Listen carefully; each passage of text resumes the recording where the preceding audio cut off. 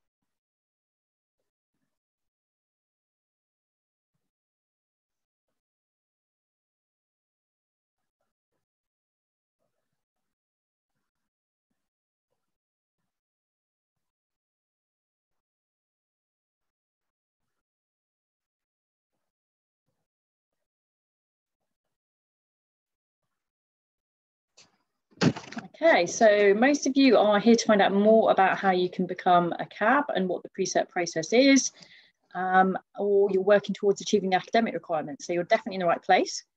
Okay, so we'll get started. So thank you again for joining us for the Horse Trust second webinar on the route to becoming a clinical animal behaviourist. I'm Leanne Preshaw, the Horse Trust Equine Quality of Life and Research Director. So the Horse Trust is running these webinars because we are really keen to support the future development of our upcoming clinical animal behaviourists. And having more equine cabs will help us to improve the welfare of horses across the UK by allowing more owners to access reliable and evidence-based behavioural advice for their horses. But I think it's most people would agree that the route to becoming a cab is very confusing, to say the least, and we have lots of acronyms.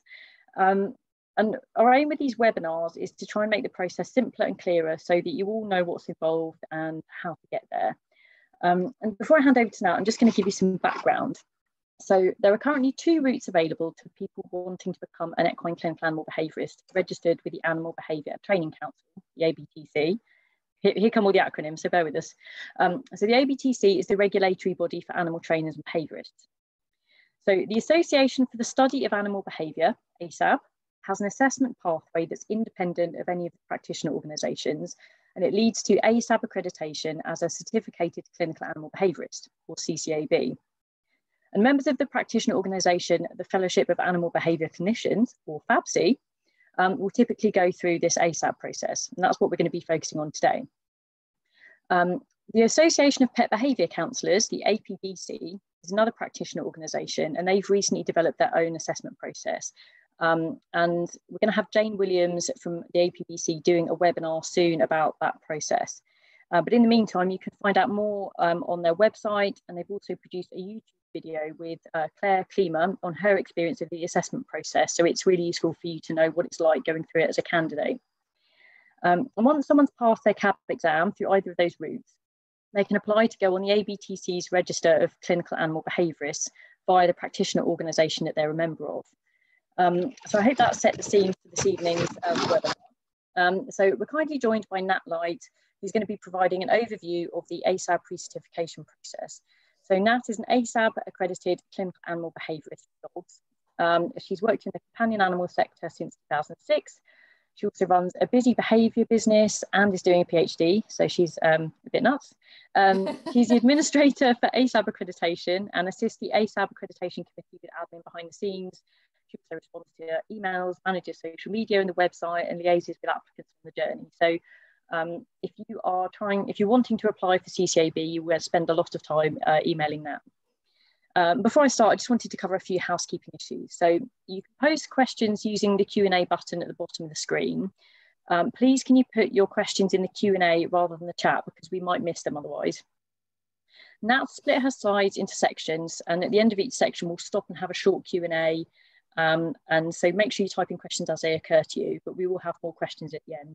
And we're going to be recording this webinar, and it will be available for you to watch for 3 months afterwards. So I'll now hand over to Nat, and we can start the webinar. Fabulous. Thank you very much. Can you hear me okay? Is everything back working okay? I hope so. I can hear you. Okay, lovely. Brilliant. Hello, everybody. Thank you for joining us this evening. And I hope that this is going to be useful. And thanks to the Horse Trust for having me along and for the lovely introduction, Leanne. So tonight we're going to talk about just the pre-cert part. So I've already done a webinar for the Horse Trust, which is available on their website, about the whole application process. So I'm not quite sure how we fitted it into an hour, but we did. I talked very fast. Tonight is just about pre-cert, and it's lovely to see from the poll that so many of you are either thinking about it or already on your way to ticking off the kind of knowledge and understanding section of working towards being a professionally recognised clinical animal behaviourist. As Leanne said, I am on the register for dogs, but I did manage to find a picture of me with a horse from a few years ago. There we go. I don't dabble in the world of equines, but there's proof that I can do it sometimes. These are the species that I am more familiar with and work with every day, and this is my little gang. It's just an excuse to put my dogs in my presentation, really. So that's Drax on the Irish Wolfhound on the top right, and Jack, my collie, the black and tan boy, at the bottom left, Fish and Mouse, my terriers, and Gru, my lovely lurcher. And they have kept me sane-ish through all these lockdowns and pandemic. What I'm going to talk through tonight, because the pre-cert is the kind of beginning stages of working towards your accreditation, it's not as species specific. So if any of you are out there and you're thinking you want to be a practitioner with multiple disciplines across a few species, then all of this is still going to be relevant. And there may just be some different sections of the pre-cert form where you can put some species specific relevant experience in, but mostly that comes into play when you're on sort of step 2, which is the practical elements, which I'm not going to cover today. So that you're not rushing to make a million notes, I know this is being recorded, so you can always refer back to it, particularly if you ask a question and you want to revisit how I've dealt with that question. But everything I'm going to talk about tonight and all the slides I'm going to show you, all the documents that I mention, are available to download on the ASAB CCAB website. So if you haven't had a look on there, please do. It's been revamped over the last 6 to 8 months. We're really trying to make the website and social media and all of the communications coming out of the accreditation committee to be a lot more user-friendly, and doing webinars like this hopefully shows that you know, we are not sort of scary people behind closed doors, and we are all working towards a professional sector of people that we can trust with our companion animals. So if there's anything that you can't find on the website, then do shout, but it's full of links and documents and all sorts. So it's a really good place to start. You'll see a button down there called Starting Your CCAB Journey. That's a good place to begin, and then there's a whole other section about pre-cert, and pretty much what I'm going to cover tonight is all encapsulated in that section of the website, so do check that out. Just to mention as well, I hope you like our new logo. We have finally moved away from just a cat and a dog, and we are now representing a lot of the other species that our wonderful practitioners work with. I'm not expecting that you're going to be able to read all of this, because I'm aware that it goes very, very small when I put it on, but on the website there's a version, a PDF version, for you to have a look at in your own time. And basically it's setting out the steps to becoming a CCAB. Okay, these steps are related to the steps that I've put in further detail in the previous webinar I did. Today, we're just looking at step 1. Okay, so in summary, it's the academic study or the theoretical knowledge and understanding, then your practical experience, then your final assessments.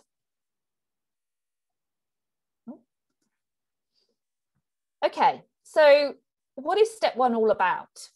Step 1 is about demonstrating your knowledge and understanding, which is often called K and U. So if you hear people talk about K and U's, that's just an academic word for the knowledge and understanding that a particular module, program, course, whatever you want to call it, provides you with. Although we are largely working in an unregulated sector, there is agreement on the Clinical Animal Behaviourist standard, the CAB standard, and that's agreed within the industry between the ABTC and ASAB accreditation. So the Animal Behaviour and Training Council, within which the practitioner organisations such as the APBC and FABC sit. So when we are looking at what K and U's an individual is required to demonstrate, ideally before they start their practical experience, but we're aware that people's careers don't always work out in that kind of linear way, the K and U's really provide us with that framework.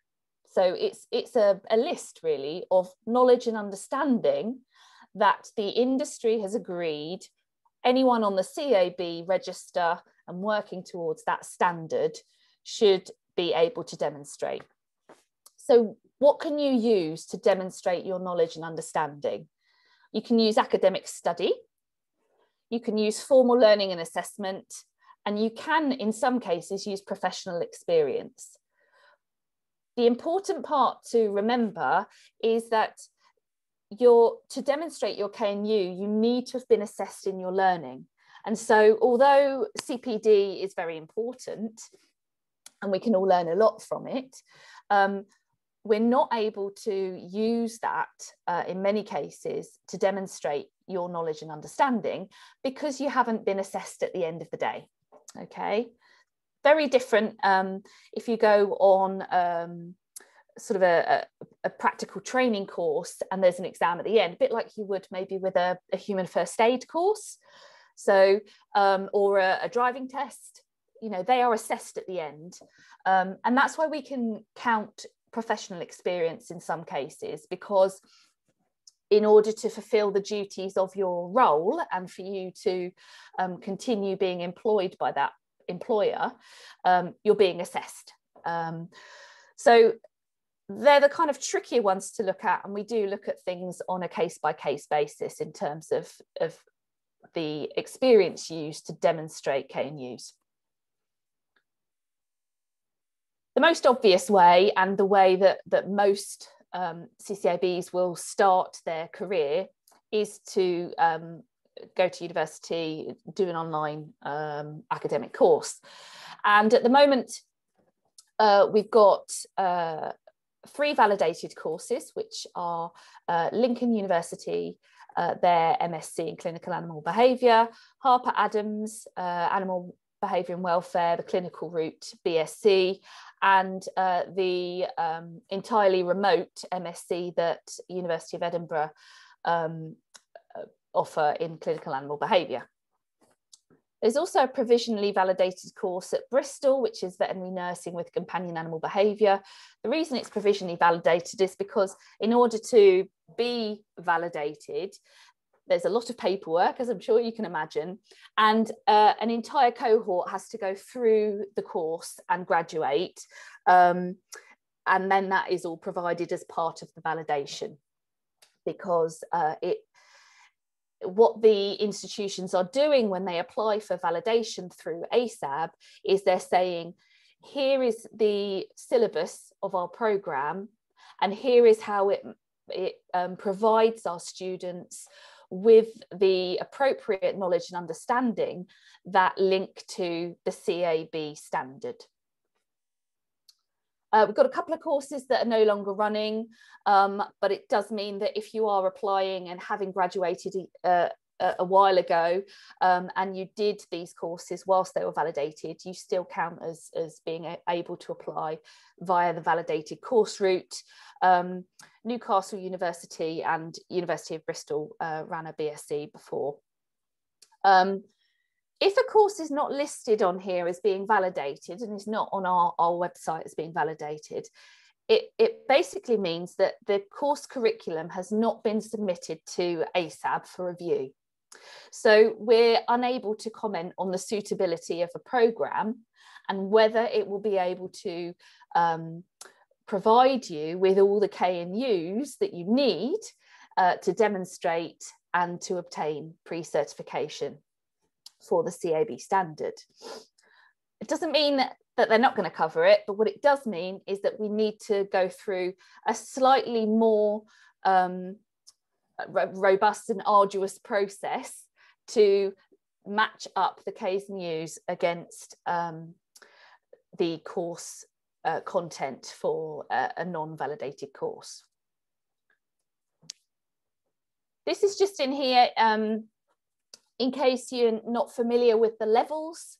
So where I said previously that we need our applicants to provide evidence of assessment and learning at a particular level, these are the nationally recognised levels of education.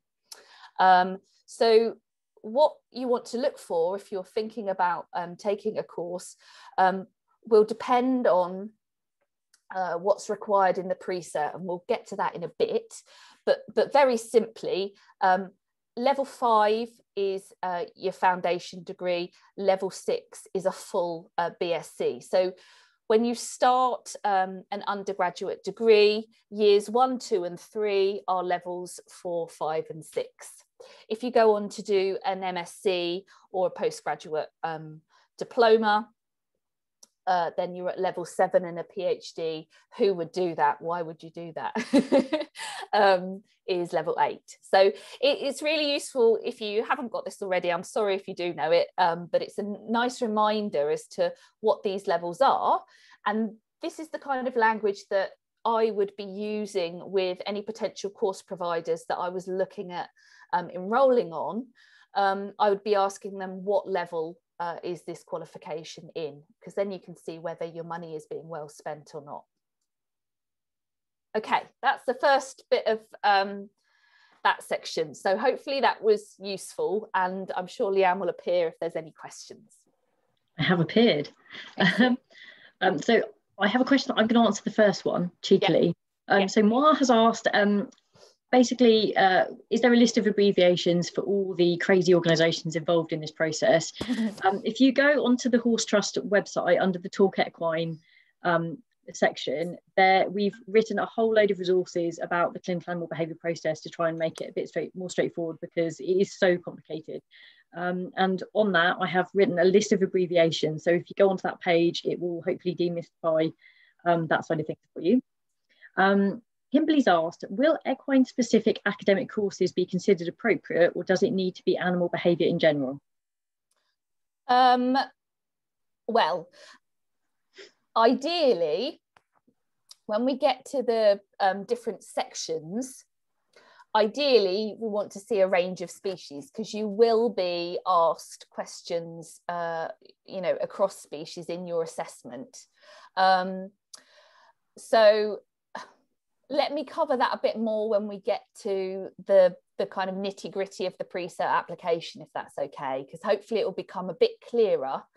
I know that we certainly have passed at least one applicant that had a very sort of dog-heavy academic background, and one that had a horse heavy background. So it would depend whether the course did cover the KNUs, and if you had any other bits and bobs you could pop in regarding other species.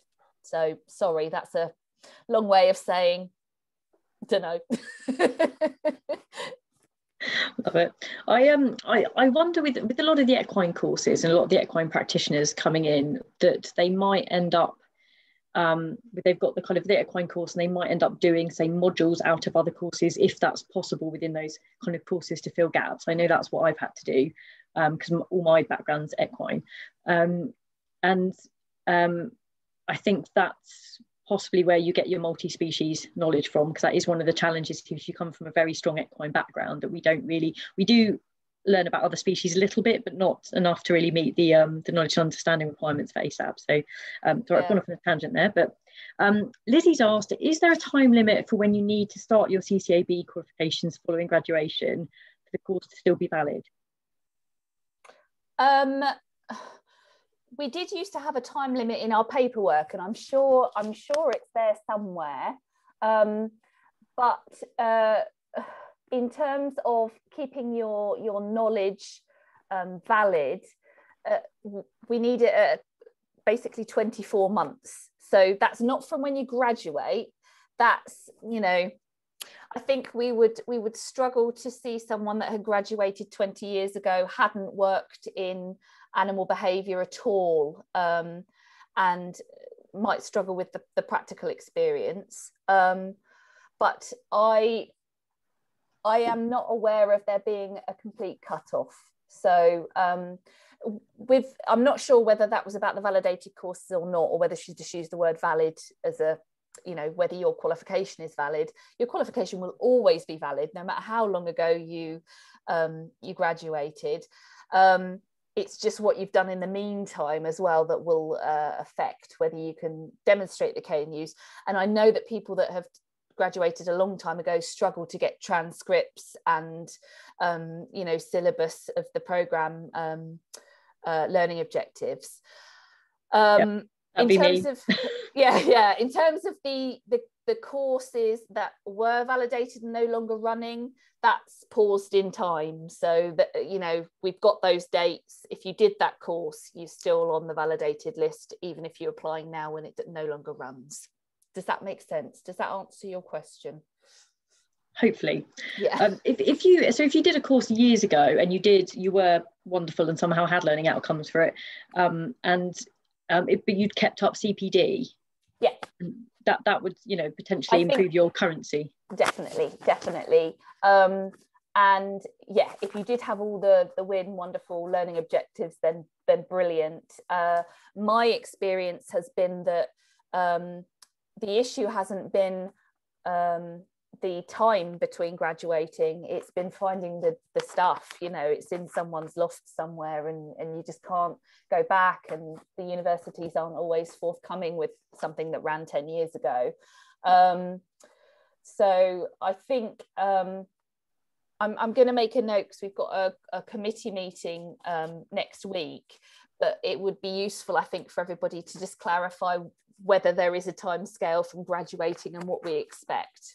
I haven't dealt with anyone that has been refused pre-cert because they graduated too long ago. So that's good to know. Yeah, that's a winner. Kimberly's asked, she already has, put my teeth back in, she already has an MSc and is hoping not to have to pay for even more qualifications. Yeah. I don't blame you. Yeah. Sorry, Kimberly, can you give us a bit more context to that question? So Elaine's asked, I'm currently studying a level 5 diploma and about to start level 6 with Compass. These are accredited by ABTC amongst others. Would this count towards accreditation with ASAB, or would I need to then go on and study with one of the 3 you mentioned earlier? No, the validated courses are not, they're not the only way to pre-certification. They're the easiest way to pre-certification. So for people like yourself that are already starting a course, the best way to apply for pre-cert for you would be to do the mapping exercise, which is what I'm going to be going into much more detail next. So I'm going to ask you a question that I asked you last time that is a little bit controversial. So I think what Elaine's trying to get at. So Elaine's course is validated by the ABTC if it's the level 6 Compass course I'm thinking of, but it's not validated by ASAB. But that's only because Compass haven't applied for accreditation with yourself.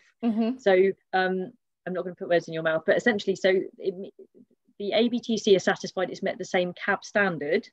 It's just that they haven't applied to ASAB, but because it's not an ASAB accredited course, they would have to go through that mapping process rather than. At this stage, yes. Okay. Yes. I just thought that helpful to clear that bit up. Yeah. Yeah. Cool. Okay. Susan's asked, do courses that are not university courses count? Depends what they are, Susan. So you'd need to find out the level, you know, put the summary page of what level the learning objectives were set at and whether you've been assessed. So I know there are so many courses. I mean, you could spend your life going on courses, couldn't you? But really be careful about where you put your money, because if you're hoping that a course is going to then help you get towards something like CCAB, it all depends on whether the course provider is set up as a formal education body, has assessments in place. You know, I've been on some brilliant courses that are about, you know, practical skills and all sorts, but it's not that formal academic learning, which is what we're looking for, because it's the assessment that's important. Otherwise, you know, how do we know you didn't sit in the room on your phone all day? You know, it's the assessment that really demonstrates the KNU. Fantastic.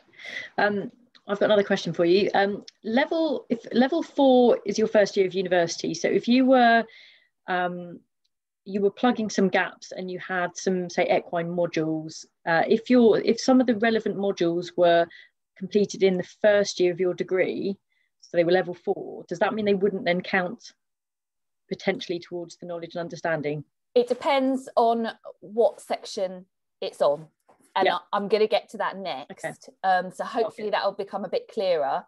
But most academic programs, and again, it depends on how flexible your institution is with choice of modules in the third year, but most academic programs will kind of sow the seeds in year 1 and then build on those KNUs in years 2 and 3. So it might be that you do actually have them, they're just in a weird module somewhere, the learning objectives have turned up somewhere else.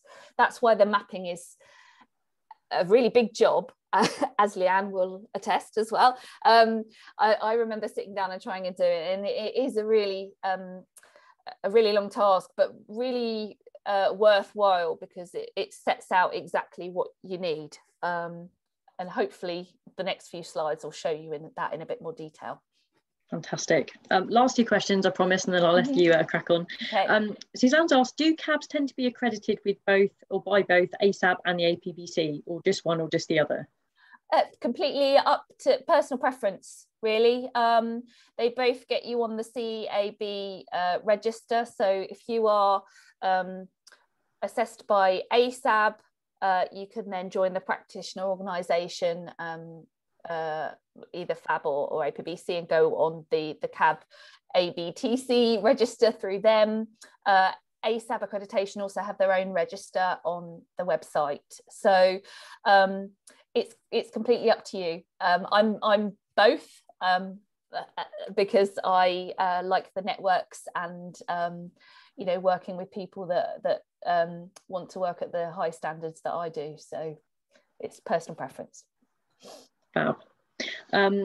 So Moaz asked, I've got an equine-based MSc with an animal behaviour element and have since certified as an equine body worker with a bit of canine work. And now she's doing the Equitation Science International Diploma, which is heavy equine behaviour based.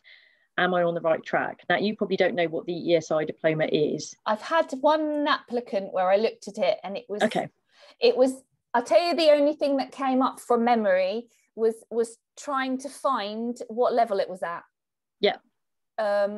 So it sounds great. All that experience sounds brilliant. And hopefully if you are nodding along to all of the next 8 slides, then you should be fine with your mapping. But I just, from memory, that diploma or course, I can't remember what it was called, we really struggled to dig out what level each of the things was. So might be easier to go back to ESI and try and see if they've got an Australian UK equivalent, if they've got any documentation, do it that way. Mm-hmm. Fab. Okay. I'm going to answer Yoni's question. Is there any BSc degrees that are online? The only online validated course is the MSc in Clinical Animal Behaviour at Edinburgh. That's right, isn't it, Nat? Yeah. Yeah, that's 100% online. That's the only one I'm aware of. Fantastic. Okay, right. We'll hold the questions for a second. Keep them coming in, but we'll ask them at the next break. Well, right. Thank you, everyone. They were really good questions. I hope this is proving useful for lots of people. And if I can't answer something, then please do get in touch. And I don't want to give you any false information, so I'm sorry if I sound a bit political sometimes, but I'd rather be accurate.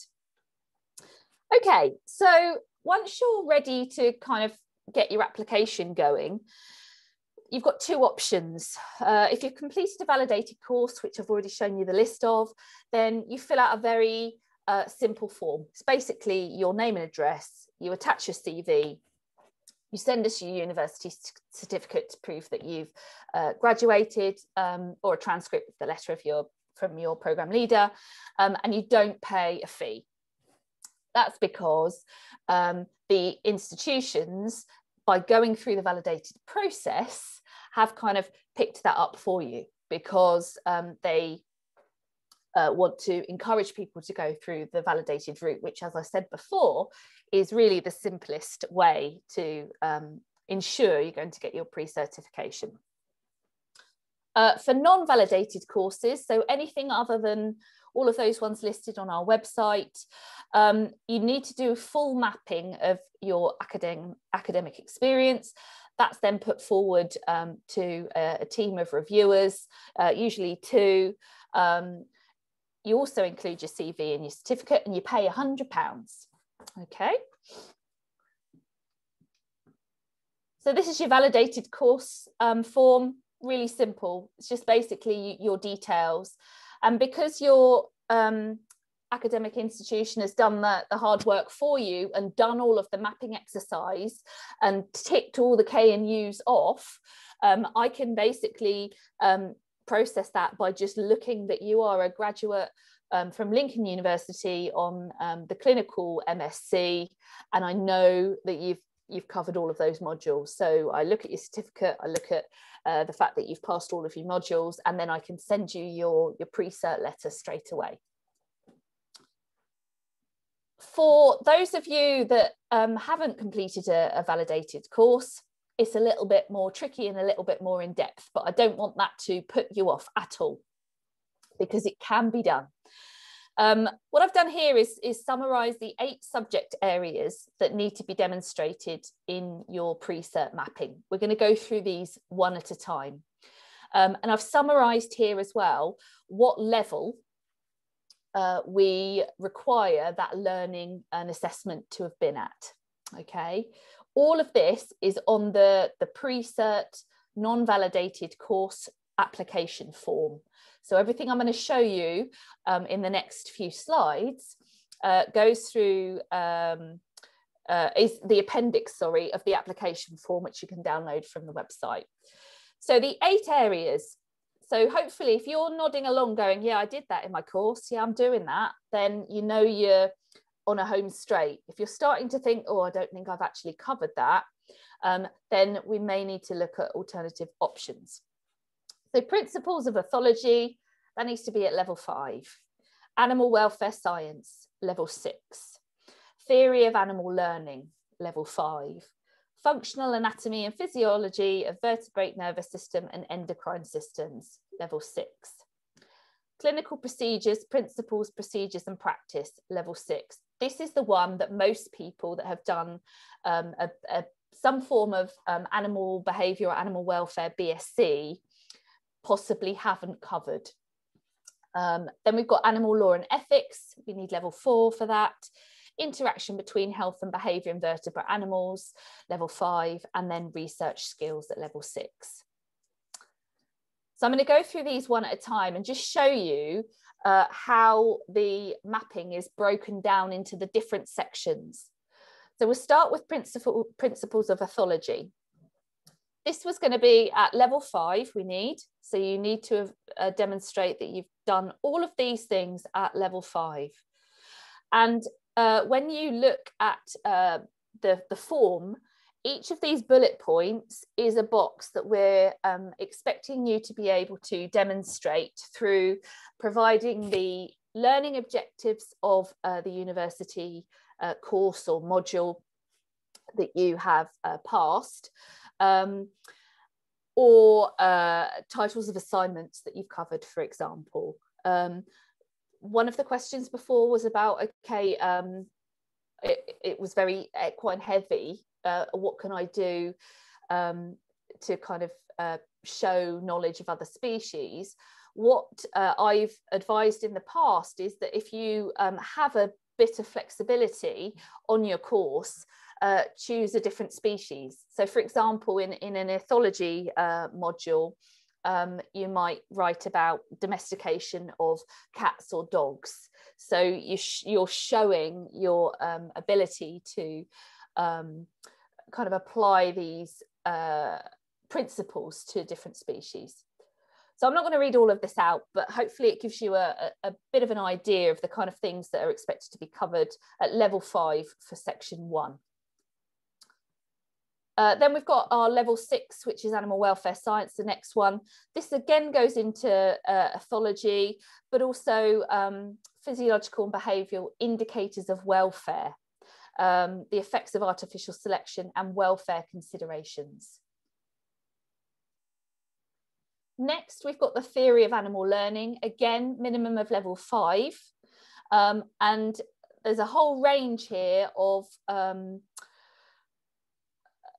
sort of associative and non-associative learning concepts that we expect all of our applicants to be able to demonstrate through the KNUs. These are the kind of bullet point things that will be determined in each module of an academic programme. Section 4 is about anatomy and physiology. We're looking at level 6 for this. So pain reception, psychopharmacology, nutrition, pheromones. Note that these can be species specific. So what I would suggest is a really good idea is print off the big form and start to match up the different elements of your course. And you basically want to be able to cross off each of these bullet points on each of these pages, because then you know you've demonstrated all of the KNUs that's expected for the CAB standard. Like I said, this is usually the kind of skills that are omitted in some of the animal behaviour undergraduate degrees usually. They don't tend to go into as much detail on clinical procedures. And it may be that if you're halfway through your course at the moment, as Leanne said earlier, if there's flexibility to look at modules from other departments, then think about, depending on your institution, what do your psychology department run? Do they have a counselling module? Because again, all of this stuff here, I mean, it mentions owner-pet relationship, but there's also a lot of crossover between you know, human psychology and counselling skills.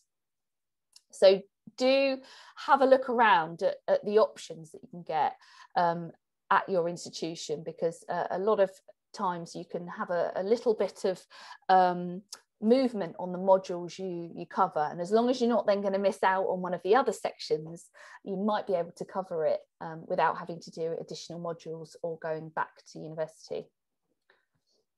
This is the second page of the same one. So this section 5 is a really important part of becoming pre-certified as a CAB, and hopefully it's pretty obvious why. This is our job, this is our day-to-day clinical procedures, being able to deal with people, being able to diagnose, being able to go through all of the different steps that we do when we're working on a behaviour case. This is probably the shortest one, level 4, so easiest as a bit of a bolt-on, and it's basically ethics, legal obligations, professional liability. This may be something that you could demonstrate in terms of professional experience. So if, let's say, you work in rescue and you're required to have knowledge of this for your day-to-day working, and it's within your job description, that's the kind of thing that you might be able to provide evidence of in a non-academic sense. Section 7 are interactions between health and behaviour. Level 5, and we're looking at how medical conditions can influence behaviour. So nutrition, health and behaviour, the role of the veterinary surgeon. And again, some of these sections you might find were, you know, a small part of a second year module, for example. So it's really important to, before you kind of give up and think, oh, well, my course didn't cover that, go through your old folders if you've still got them, although I know everyone's not as sad as me and doesn't keep absolutely everything. But if you can demonstrate it and it's been assessed, then you've ticked another one off.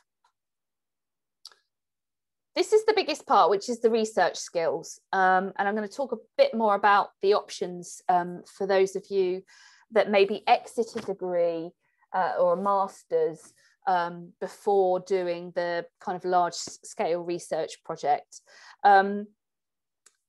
What Section 8 is all about is showing that you have the ability to critically analyse data, to conduct a scientifically robust experiment, and really it's about the skills that we all need as practitioners, which is to evaluate the quality of data, to not just read something on Facebook and believe it, and that's what the Section 8 is really about. And hopefully doing an undergraduate dissertation or, you know, maybe a different more sort of standalone research project might be able to demonstrate that. So imagine the bullet points. They're what's going to be along this far left-hand column here. Okay, so this is Section 1, ethology. And this is how we expect you to fill out the form. This is the best case scenario. And I'm actually working at the moment, because at the moment we've only got this small section. I'm going to be working on doing a whole form that's mapped from start to finish, so that applicants can have a look and really see what level of detail we're expecting.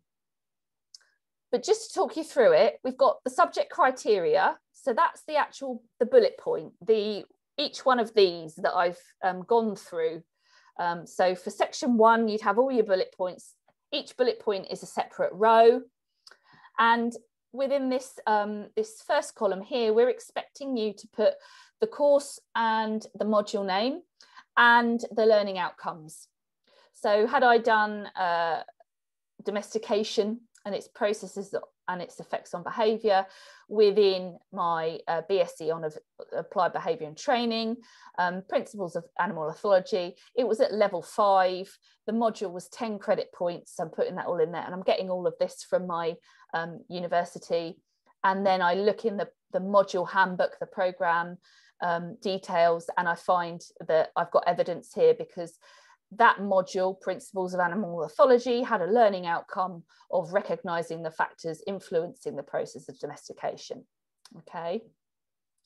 Then in this third column here, we've got a chance for you to give us a bit more detail from your own experience. So how are these learning outcomes, which is the kind of the drier description of the qualification or the experience. In this section here, you've got a chance to say, we did a discussion in class, or I wrote, one of the assignments was a written academic essay on the domestication of poultry species, and I achieved 70%. Put the level again. So there you've got more detail to add about how exactly you can demonstrate this bit here. Okay, for some parts you might not need to, because it's just so obvious that it's been covered. You don't need to put any extra detail, but it can help to just back up the evidence a bit. Okay, so this is section 8. This is what it looks like on the form. It's simply 2 rows.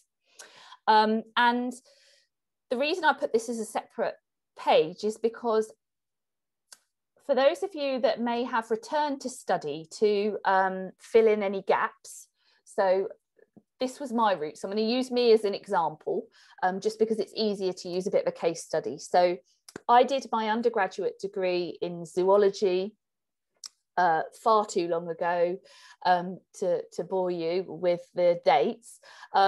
But then I got into my career, and then I decided that actually I did want to start my CCAB journey. So I went back to study at Newcastle on the validated course. But money, time, you know, all those considerations, I just did the postgraduate diploma route. Now, with the validated courses, the only validated option is the MSc, the full MSc. However, when you do a postgraduate diploma, you're doing everything up until the research project. Okay, that's the only bit that's missing, and the only reason why we can't say that the postgraduate diploma isn't validated. So for those of you that might be exiting a validated course with a postgraduate diploma or even a postgraduate certificate, what we need is section 8 as a standalone example of how you can demonstrate those research methods. So in my case, I was able to use my undergraduate dissertation. So it's a level 6, fits the bill. It was a dissertation module, so it was 30 credit points, and it was on a relevant species. Okay, so it was on pygmy goats.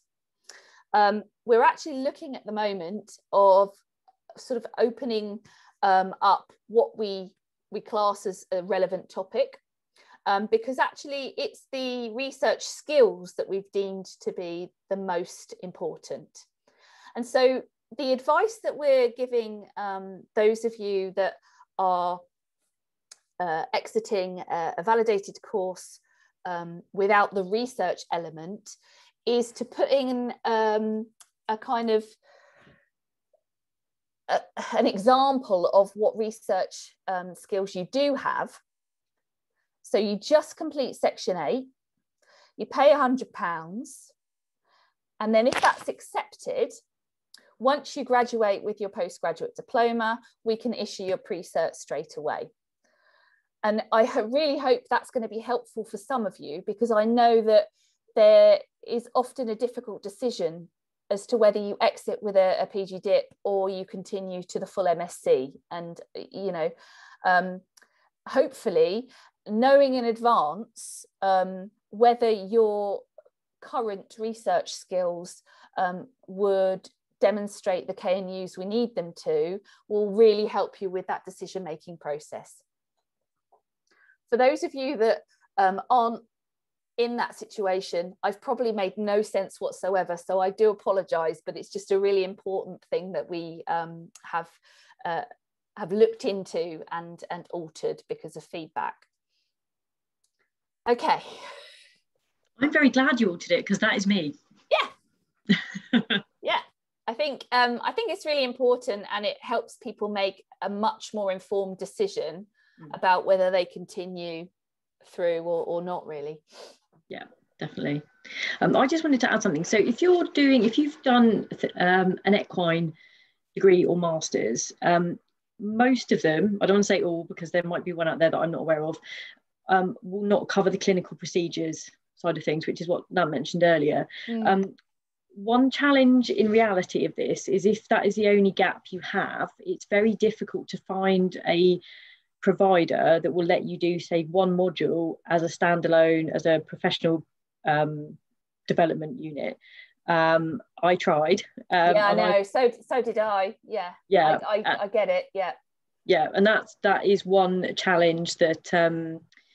Yeah, if you've only got a few gaps in there, I don't really know what the answer is for those people. Unfortunately, quite often it does end up, you end up having to do something like a postgraduate certificate. One realistic challenge I encountered was the one module that I needed, I could only get if I did the diploma rather than a certificate, because it wasn't included in those units, which I didn't realise to start with when I enrolled. But yeah, so it's worth keeping an eye out, and hopefully there will be some other, maybe we've got some lecturers listening that are thinking, yes, I might start to offer that in the future, so please do, because it's a massive gap. Yeah, I think it's a case of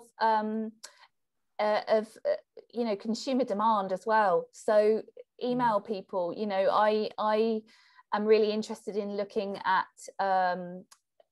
pandemic aside, what the institutions I work with can offer in terms of standalone modules. Now, obviously, from a business perspective, universities sort of want a full-time student. So it would depend. But if they are aware that demand is there, then, if you don't ask, you don't get.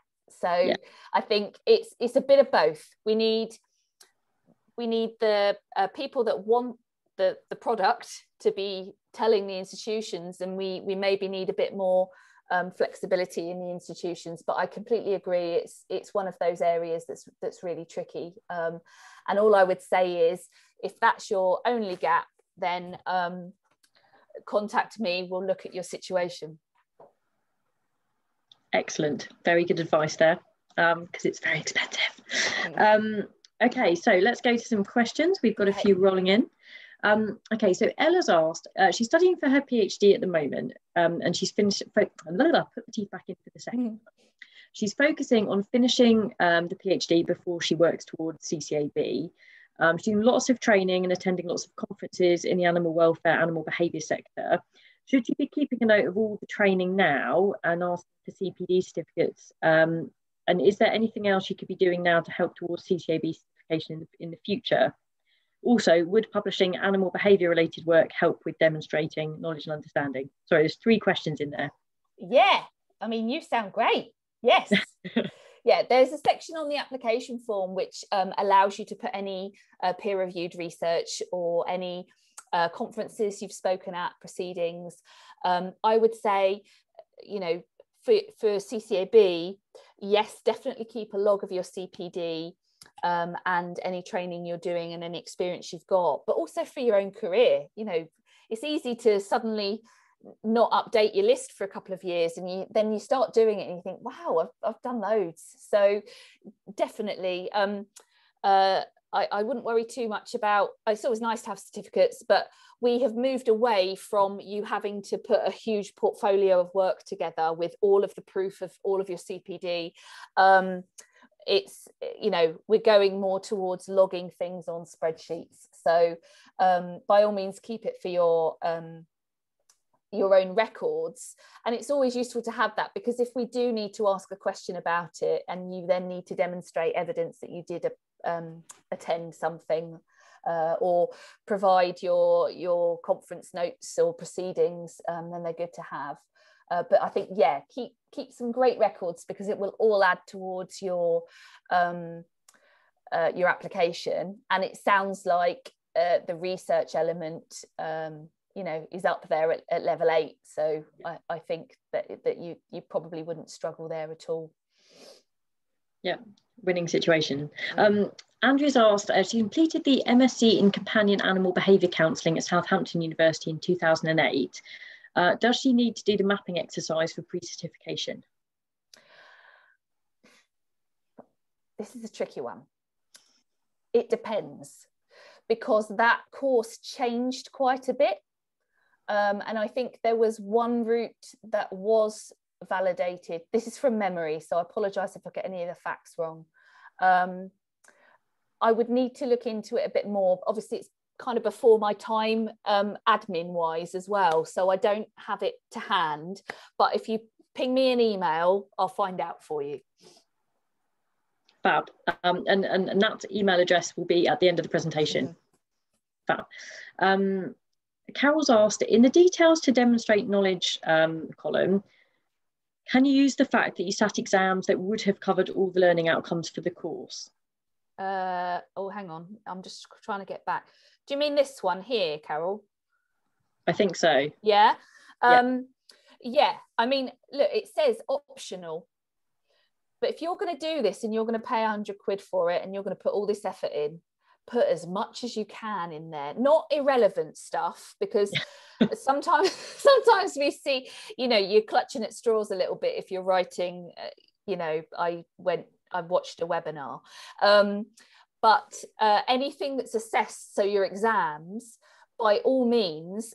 So the example I gave with the domestication, so let's say this was my application here, in this column, the optional column, I could write the essay and the title of the essay and what grade I got. So that's the kind of stuff that I would look at. But remember, in this first column, you do need some kind of official learning outcome for the programme. And it's got to be relevant to the subject criteria. Because if you just copy and paste the title of a module into each of these boxes, then I'll be getting back to you and saying, this isn't mapped enough. You know, you need to add a bit more detail to make it relevant to each of the subject criteria. Hopefully that answers. Yep, I think that's really useful. Nicola's asked, can a dissertation be used? Oh, it's moving about on the screen. Can a dissertation be used to fulfil the academic requirements of both research skills and some of the other sections? She did hers on the effect of socialisation on kittens, so it covered content from a lot of the other sections, but these wouldn't have been called out in the learning outcomes for that module as it was an MSc psychology course rather than animal behaviour. Right. It would depend, because remember, the level relates to what you're being taught and what you're being assessed on. So with something like a self-guided study like a dissertation, you usually taught all of the research elements and then you go off and do your research. So it would depend whether you could demonstrate any learning objectives from any of the kind of modules leading up to it. Again, I probably need to know more about it before I can give you a steer. And also that I'm not the review team. I give as much advice and support and help as I can, but at the end of the day, at some point we have to part with our money and let the review team have a proper look and get back with some feedback. I've got a tag-on question for that. So okay. If somebody did something like an MPhil or a PhD, so obviously that's level 7 and level 8, then and they thought it had covered some of the learning outcomes, would they need to send you a copy of the thesis and try and work out how it? No, I mean, it's very rare that we ask for full copies of dissertation. It does happen. Yeah. But I would just do the best job you can to map it out and, you know, put the relevant assessment levels that you go through on your MPhil. There'll be stuff in there that you can demonstrate, and I'll get to what happens when you've put your application in the next few slides, so I won't say what I was just going to say because I'm spoiler alert of my own slides. Don't spoil it. I love it. Carol's just come back and said, thanks. Her issue is that the MSc is so old, it didn't have learning outcomes, only learning descriptions or outlines. So I think I know a bit about what Carol's trying to ask here. So if you did a course that was, say now, at the time you did it, there were no learning outcomes because it was that old. Sorry, Carol, I'm not saying you're old, but you're not old at all. But the course is still running, but maybe and there are now, you could access learning outcomes for that course now, but you don't know if it's changed or. Yeah, I think it would be quite risky to assume that a course that's still running has still got the same content. So I would put, to the best of your knowledge and your ability, what you've got. I've got program handbooks from back in 2000, and there's at least a sentence at the start of the module which, you know, is what we would now call a learning outcome. Things have obviously tightened up slightly in the last couple of decades, so I would just do the best job you can with mapping with what you've got.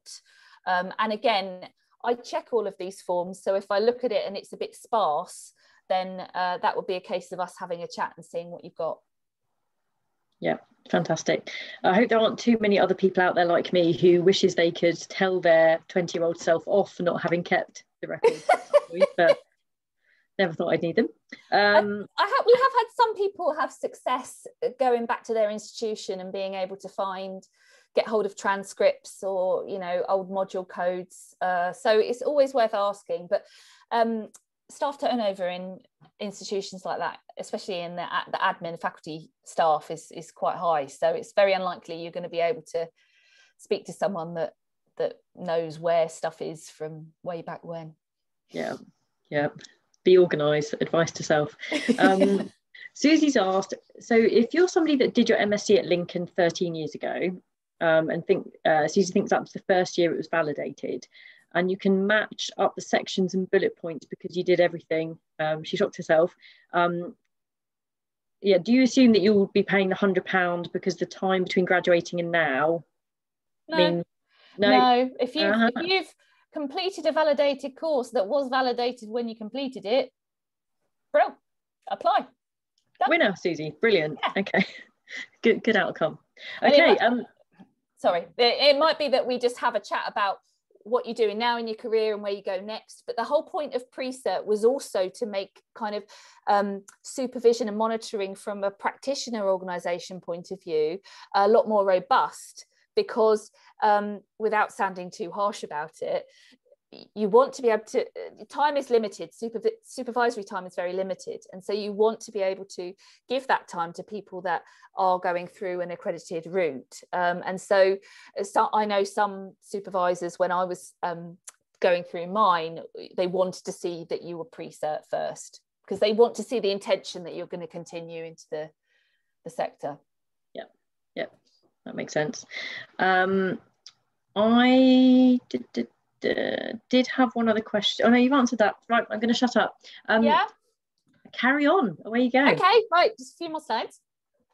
Okay, so once you've handed in your Pre-Cert form, so you've got your head around the mapping if you need to, or you've just sent me your details from a validated course, there are a few different outcomes depending on what happens.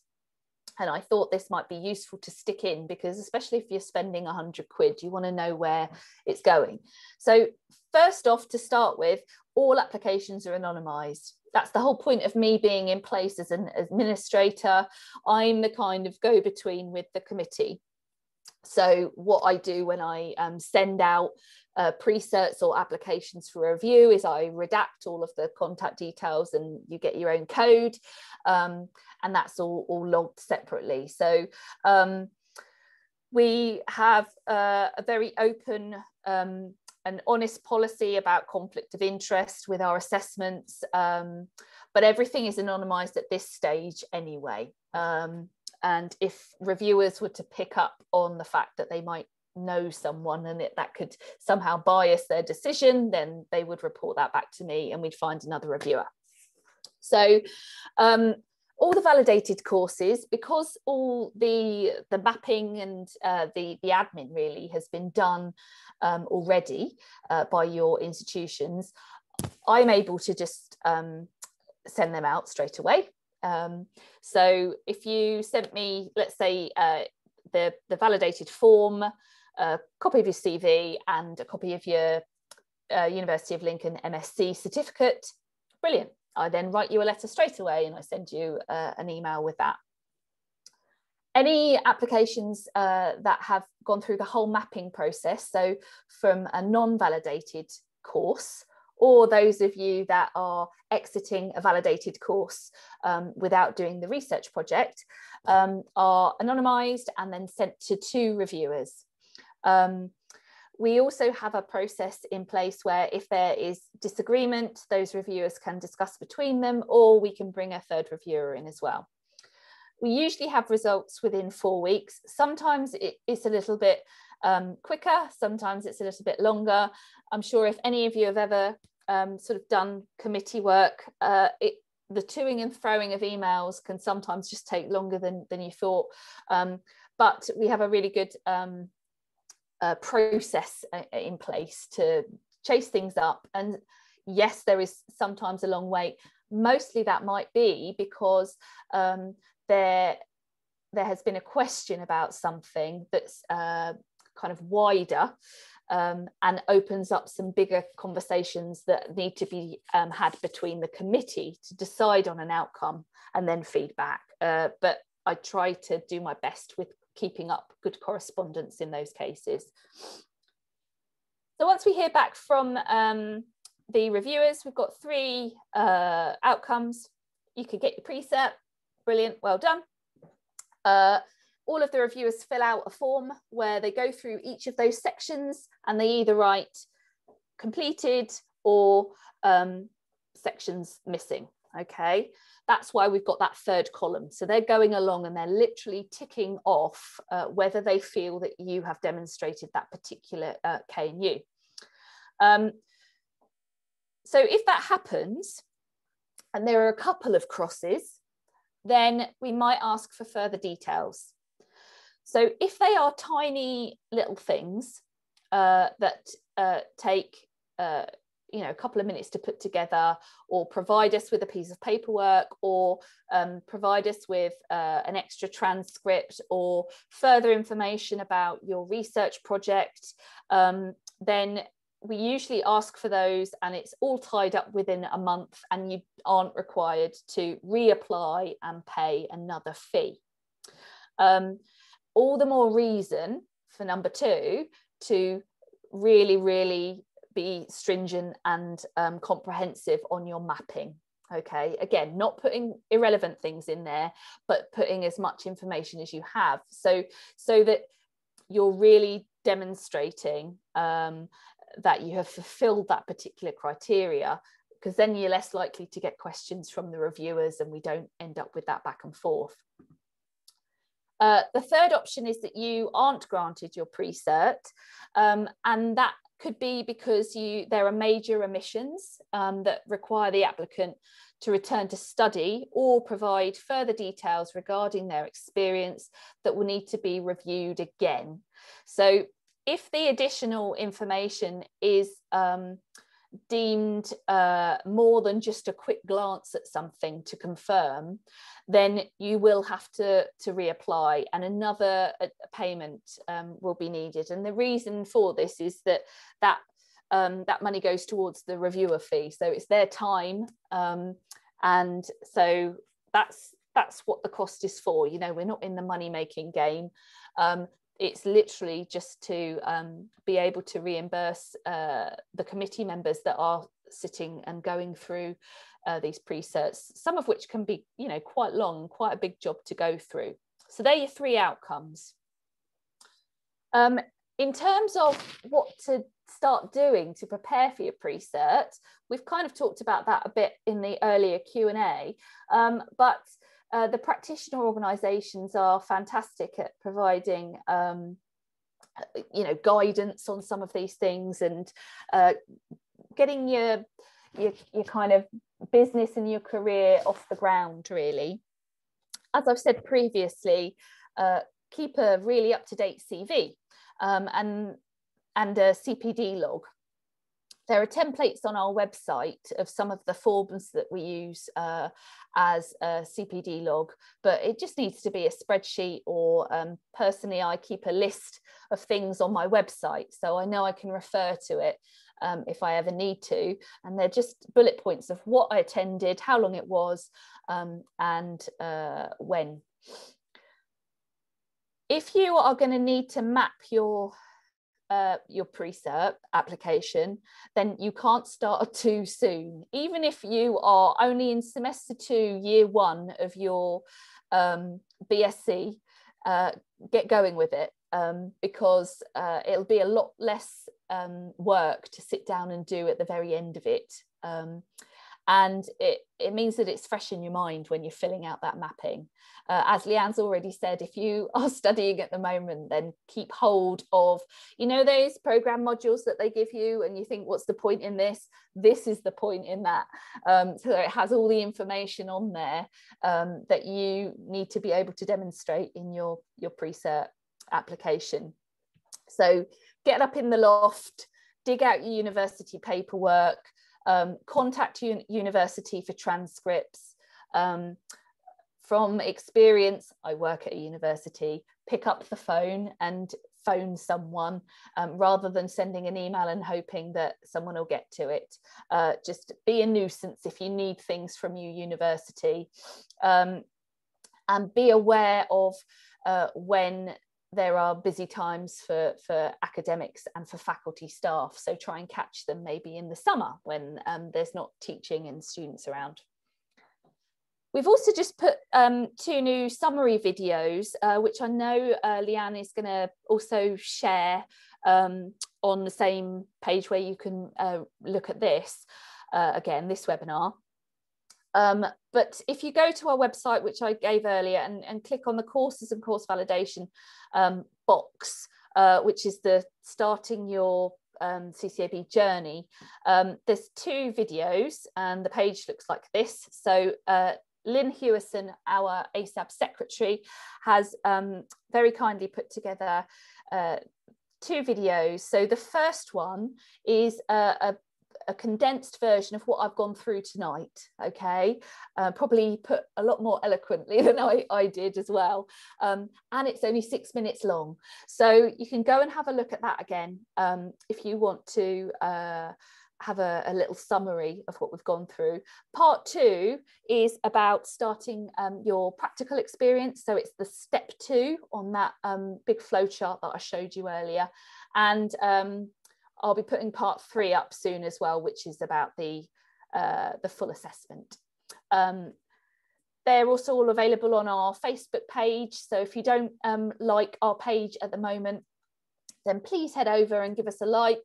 It's a good place to start networking with other people on their CCAB journey, and we post up people that have achieved their Pre-Cert, and when we're able to do assessments that have passed and become CCABs.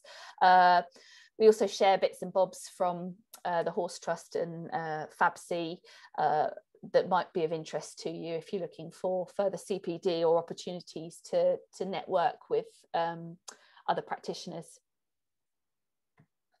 That's it. This is me. So do contact me if you have any questions. I'm happy to take as many questions as we want to do tonight. But the best one to get me on in terms of these emails is the ccabapplications@gmail.com. I am usually in the office on a Monday and Friday, 10 till 12. But to be honest, you know, who has actual working hours anymore? I might reply on a Sunday at midnight, but I don't make a habit of it. So I try and have those times. But yeah, please do just get in touch if you've got any questions. And if I don't reply quickly enough, then just poke me, because it's not that I haven't meant to, it's that, you know what inboxes are like. So please do get in touch, and I really hope that that's been a useful introduction tonight and hasn't bamboozled you too much, and has kind of taken the mystery out of what this magical pre-cert means. I think it's been really useful. We've got one more question coming. Okay. Lizzie's asked, once you have received your pre-cert, is there a time period for completing the rest of the CCAB qualification, like the practical exam? Again, I want to confirm that with the committee. We did have 2 years, but we don't have that in the new revamped paperwork. So I want to revisit that. We are very understanding of people's life commitments, and you know, if you're keeping good logs of what you can fit in, and you know, we've had to be really flexible, for example, last year and this year, about the number of cases that people have been able to see and whether remote consults can be counted on their case log, which they can. You know, we really are on a case-by-case basis, but what I'll do is I've made a note about those timescales, and I'll make sure that they are on the website over the next couple of weeks, and I'll do an announcement on the Facebook page. So definitely do that, because then we can share it with people as well and make sure everyone's up to speed. So that would be fab. Yeah, but don't let that put you off. Don't let timescales put you off. Just email me. But I want to get a definite steer from the committee, so I don't want to say the wrong thing. That is fantastic. I think we've exhausted everybody's brains. Ella says, falling asleep. Yeah. Ella says, thank you very much. The evening was really useful. If we haven't got any more questions, I just want to say a massive thank you to Nat for giving her time this evening to go through this, because I know, yeah, what a minefield it can be for people. So hopefully this is going to help. And I also want to say that, you know, Leanne and I sound very fluent in all the acronyms that we are talking about, but we've got decades of experience of I remember being bamboozled by all of the acronyms, and the list that the Horse Trust have put together is just so needed. I wish I had it 20 years ago. Which I'm basically putting down all the questions that I've got and all the acronyms where I'm going, oh my God, which one was that again? So yeah, we're trying to make it straightforward. Yeah. And just to say, so if you want to stay up to date with information about clinical animal behaviour, the Horse Trust's website now has a section called Talk Equine. And we've got all the acronyms on there. We've got guidance about the key practitioner organisations, and we're going to be adding more resources. So keep an eye on that. We also have the Horse Trust Talk Equine with the Horse Trust Facebook page, and that's where we tend to advertise all our CPD and webinar and things like that. Our next case study webinar is going to be delivered by Dr. Helen Spence on Wednesday the 24th of February. So if you haven't signed up to that, the advert, well, you won't have signed up for it because it hasn't gone live yet, but that should be happening tomorrow. If you've got any feedback for us about tonight or any previous webinars, or there's any CPD or training that you would like to have that would really help you on your cab journey, then please let me know. My email address is on the slide, or you can send me a message on the Talk Equine Facebook page. We're going to make a recording of this webinar available, and you'll have access to it for 3 months, but we will also put it on the website. I think that's it for us for now. Thanks again, Nat, and thank you so much for having me. It's been fab. Oh, I hope so. It's a tricky subject, so I hope I've made it bearable. You've made it bearable and fun. So right, thank you everybody, and we'll see you soon. Night. Bye. Bye.